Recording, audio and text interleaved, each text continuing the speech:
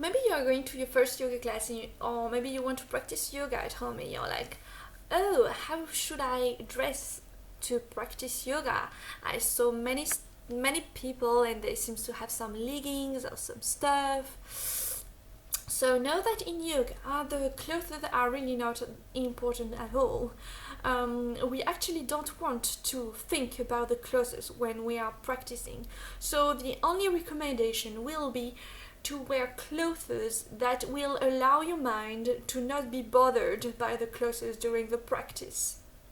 So for that you will have to test some stuff to notice when you are bothered or you are thinking about oh shit, my shirt is jumping around, I don't want to show my belly or stuff like that. You have to be completely comfortable in your clothes, so much so that you are not thinking about it and that they really don't cross your mind during at least the practice.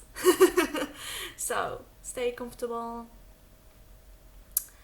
There is no need to shape your clothing style into something or to buy clothes that I have the expression in French that are said to be yoga clothes, right? Yoga isn't about all that. Yoga doesn't care about all that. Yoga is you being. It starts from there. So there is not conditions other than having this ability to be, to breathe, to feel.